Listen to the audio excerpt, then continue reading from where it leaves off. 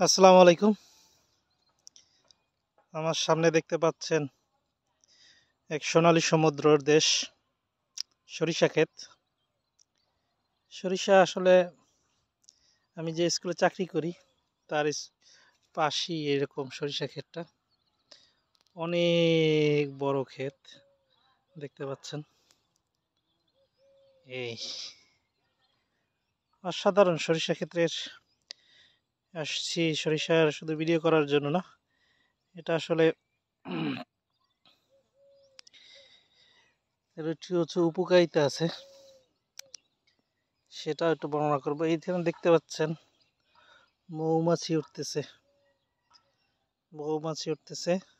এটা আসলে সরিষা ফুলের মধু সংগ্রহ করার জন্য অনেক সময় মৌচাক করে, আপনারা দেখবেন। এই দেখেন মৌমাছি, একটু ঝাড়ে যাই দেখাই অবশ্য, আবার আক্রমণ না করে তারা। এই যে দেখা যাচ্ছে মৌমাছি। এই তো সরিষা ফুল থেকে মধু হয়, তেল হয়, আর এটা চাষাবাদও খুব সহজ, এজন্য আসলে মানুষ এটা চাষাবাদ করে আর কি। এই এলাকায় কৃষকরা সরিষা ফুলের পাশাপাশি অন্যান্য জিনিসও চাষাবাদ করে। এখন যে অবস্থা দাঁড়াইছে, সব কিছুর যা দাম, তাতে নিজেদের উদ্যোগী হয়ে কৃষিকাজ করা দরকার, নাহলে আসলে সমস্যা।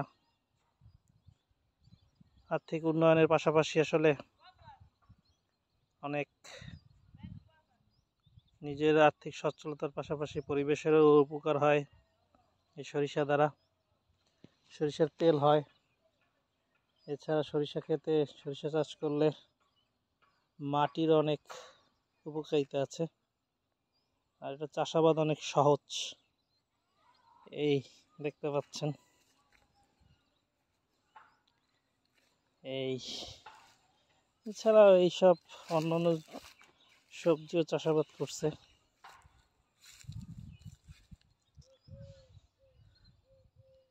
এই আর কি, এই ছিল সরিষা ক্ষেতের ফুলের কিভাবে মধু নেয় এবং কিভাবে তেল হয় সেটা দেখলাম। ধন্যবাদ সকলকে।